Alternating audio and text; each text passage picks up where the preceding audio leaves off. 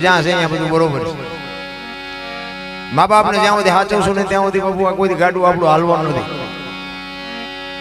બાકી કર્મની ગતિ હજી કોઈ સમજી નથી કે કોઈને જો બાપુ ગુમાન હોય એ વસ્તુ ખોટી છે. કારણ કે રામ જવાને જો 14 વર્ષ વનમાં રખડવું પડ્યું હોય, અખિલ બ્રહ્માંડના માલિક કૃષ્ણ પરમાત્માને ભીલના બાણથી વિધાવવું પડતું હોય, તમારી મારી કોઈ ઓકાત નથી. દ્રૌપદીના ચીર લૂંટાતા હતા કોણ નહોતું? કાળના જડબા ઝાલીને ઉભા રાખે એવા પાંડવો હતા. બાપુ દીકરીનો શું ગુનો હતો? કર્મની ગતિ શું હોઈ શકે? થઈ થાવીને દાસે ત્રિકાળ જ્ઞાની મહાપુરુષ ગંગાનો પુત્ર ભીષ્મ છેલ્લે બાણની પથારીમાં ઊભું પડે. કેવા સમર્થ ને સિદ્ધ પુરુષો જેને કહેવાય. પોતાને આ મૃત્યુ માટે યમના દૂત આવે અને યમના દૂતને એમ કહી દે કે અત્યારે વ્યો જા, 6 મહિના પછી આવજે. યમના દૂતને બાપુ એ તગડી મૂકીને પોતાના મૃત્યુને રોકી શકે એવો સમર્થ ને સિદ્ધ પુરુષ હતો. છેલ્લે બાણની પથારીમાં હોવું પડ્યું. આપણી કોઈ ઓકાત નથી આ ભાઈ. કર્મની ગતિની બાપુ હજી કોઈને ખબર જ નથી. મને નથી ખબર, તમને ખબર હોય તો કઈ મને તકલીફ નથી. ધર્મ રાજા જેવો ધર્મનો રખેવાળ કરવા વાળો પોતાના હકને માગી અને યુદ્ધ કરે પોતાના ભાઈઓ હારે. વિચાર કરજો, ધર્મ રાજા યુધિષ્ઠિર પોતાનો હક મેળવવા માટે બાપુ 18 દિવસ સુધી લડે. અને જે ધરતી માટે બાપુ પોતે જે મચ્યો તો એ ધરતી જેને શરીર છોડ્યું તેથી 5 ફૂટ જગ્યા ન જડે, હિમાલય હાડ ગાળવા જવું પડે. શું કર્મની ગતિ હોઈ શકે? એટલે એમાં આપણે કઈ ઉતરવાની જરૂર નથી, પણ વર્તમાનમાં જીવવાની જરૂર છે. ભવિષ્યકાળને ભૂતકાળને બહુ યાદ કરવાની જરૂર છે. કારણ કે જે વિયોગ્યો છે એ સમય આવવાનો નથી, અને હવે કેવો આવવાનો છે એ ખબર નથી. આજ આપણે રાનેર ગામમાં સંતવાણીના પ્રોગ્રામમાં બેઠા છે. બસ આટલું યાદ રાખો, સવારે જે થવાનું હોય છે એ થાય છે. વર્તમાનમાં જીવતા શીખી જાઓ. બાકી વાતમાં કાંઈ છે જ નહીં. આનંદ કરો, મોજ કરો, હળવા ફૂલ થઈ જાઓ. બાકી વાતમાં નથી કાંઈ. એટલે મહાપુરુષો ઘણી બધી વાત કરે છે, પણ તમને જો આનંદ આવશે એવી મોજ કરાવીશું.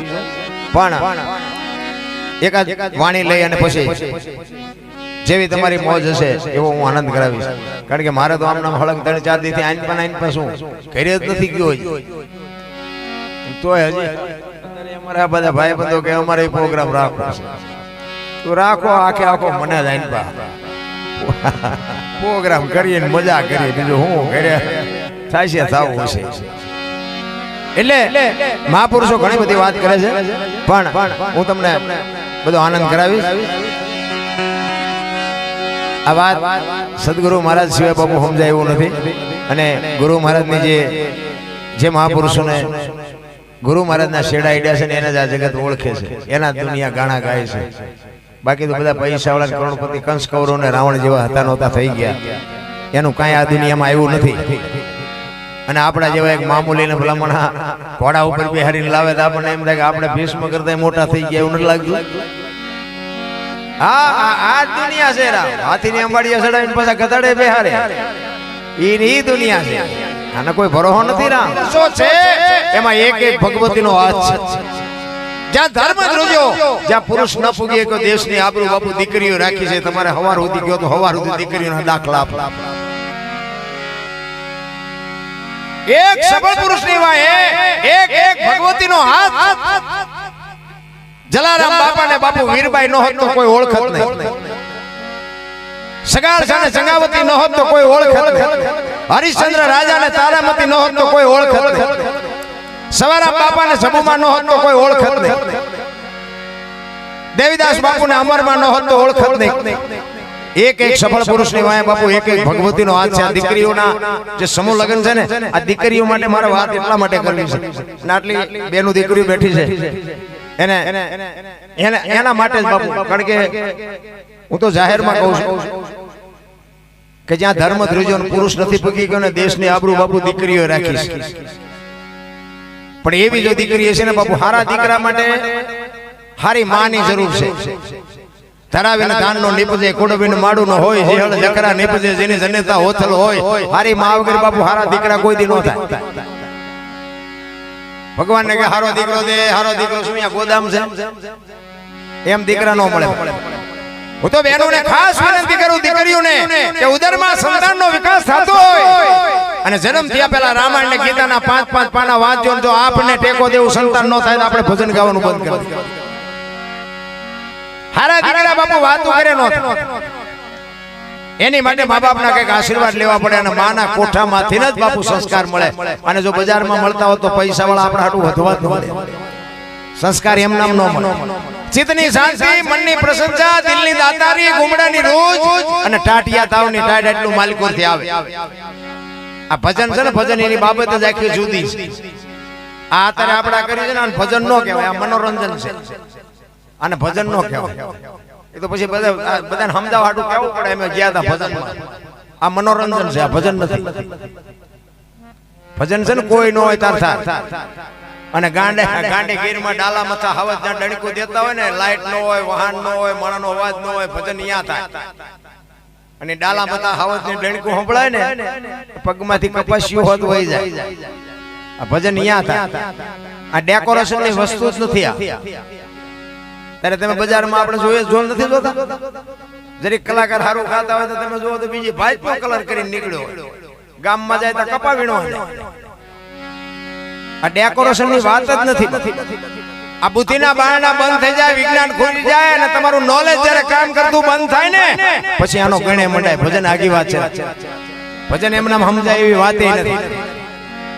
હું તમને એક જ વાત કરું, ભોળાનાથ નો દીકરો ગણપતિ નું માથું કે ભોળાનાથે કાપ્યું અને હાથી નું લગાડ્યું કે છે ને, આપણે ફોટામાં જોઈ. તો હું એમ કહું છું, હાથી નું લગાડ્યું તો કાપ્યું ત્યાં જ નહીં પડ્યું. હાથી નું કામ લગાડ્યું છે હાથી નું 100%. આમાં હાલે નહીં. આ કોમ્પ્યુટર નો યુગ છે, ખોટું ન હાલે. હાથી નું જ છે 100%. પણ આપણને નથી સમજાતું. શું કામ? આપડા ચકડા ગઈ ગયા નથી સમજાતું. નથી લગાડ્યું છે હાથી નું. અને કાંઈ 4 આંગળ ની જગ્યા હોય, હાથી નું માથું આવડું હોય, ફીટ થાય. તમને કેમ લાગે? આ બધું મગજમારી વાળું છે. ભજન એમ નામ નો સમજે. એક ભજન કે છે, પેલા મેં જન્મા પછી જન્મા બડા ભાઈ, ધામધૂમથી મારા બાપા જન્મા પછી જન્મે મારી માં. ગુરુમુખી હોય ને એને સમજાય, બાકી નો સમજાય. પેલા હું જન્મો, પછી મારા મોટા ભાઈ જન્મા, પછી મારા બાપા જન્મા, પછી મારી માં જન્મી. વહા ભાંગી નાખે કે નહીં કો છે? હાજુ તમને નો સમજાય, તમારો પ્રશ્ન. ભજન સમજવા માટે બાપુ છે ને, ભજનમાં તમે જો બેઠા હોય, ચા ની જરૂર ન પડે, બંગાહું ન આવે, સૂરજ નારાયણ ઉગે જો ભજનમાં બેઠા હોય. ભજનમાં આપણે જઈએ છીએ પણ આપણામાં ભજન નથી જતું. એ માથાકૂટ. સત્યની માટે બાપુ જે મહાપુરુષો લડ્યા, સત્યની માટે હરિના ભજન કર્યા. ઘર બાર બૈરા છોકરા બધું હતું, આપણી જેમ જ હતું. પણ બાપુ દુનિયામાં ટોચે પહોંચી. જેની સુરતા એની હારે લાગી જાય ને ભાઈ, એને પછી ગોળ બંગાળનો રાજા ગોપીચંદ ને 92 લાખ માળવાનો ધણી ભરતરી સાધુ બની ગયા. હાથાત પેટીઓ ખાઈ તો ન ખૂટે એટલું. શબ્દની બાપુ ચોટ છે. સવારામ બાપા એટલે કીધું, ભજનના ભરોસે રેજે, અંતે ઈનર હોપશે. અમર બીજક હાથ લાગ્યો એને કાળ કેમ લોપશે. વિશ્વાસ ભગવાન છે તો છે, નથી તો નથી. કોઈ પુરાવો નથી કોઈની. ભગવાન છે ને વિશ્વ વ્યાપક, નિરંજન, નિરાકાર છે. આપણે ગોતી છે આપડા જેવો, એટલે નથી ડખો ઈ થયો. દેખો હું તો એક વાત કરું કે રોડ ઉપર કોઈ દીકરી જુવાન હાલી જતી હોય અને કોઈ લુખો લફંગો માણા બાવડું પકડે અને દીકરી રાયડું પાડે અને વાડીમાં કોઈ ખેડૂ નાકા વાળતો હોય અને આ રાયડું સાંભળે જાય પાવડો લઈને જાય અને ઓલાને 2 પાવડા નાખીને છોડાવે. નથી લાગતું કે રામાપીર પોતે આવ્યા હોય એવું નથી લાગતું? પણ આપણે તો કે ઘોડો હોય, લીલા લુગડા હોય, હાથમાં ફાલું હોય, હવે આવવાનું નથી ને આપણો મેળ પડવાનો નથી. વિશ્વ વ્યાપક, નિરંજન, નિરાકાર. બાપુ તલ મૂકે એટલી જગ્યા નથી. એક લખવું હોય તો લખી લે. પણ આનો અનુભવ થાય બાપુ, પ્રત્યક્ષ છે જ નહીં. કોઈને મળ્યો નથી, ખોટી વાત. પણ આખી દુનિયામાં રખડો ને તમારું કામ ન થાય ને તમારા ઘરે હોતા હોય ને હવારે ખબર પડે કે તમારું કામ થઈ ગયું, સમજી લેવાનું કે આવીને કરી ગયો. બસ મુદ્દો આટલો છે. તોય બધા વજન લઈને ફરે, મેં કર્યું, મેં ખેતર લીધું, મેં ટ્રેક્ટર લીધું, મેં બંગલો બનાવ્યો. જાવ તો લેતા જાજો ને બીજા વાપરશે. અરે કાંઈ છે જ નહીં. માણા બાપુ માણા જન્મે ને 2-2.5 કિલો નો હોય. 60-80 100 વર્ષ જીવન મરી જાય શમશાનમાં લઈને હળગાવી નાખો ને પછી રખ્યા ભેળે કરીને ચોખ્ખો એટલે 2-2.5 કિલો થાય. વાતમાં કાંઈ છે નહીં. શું ઠેકડા ભરવાની વાત છે. 84 લાખ યોની છે એવું માપ કે છે. બોલવાનું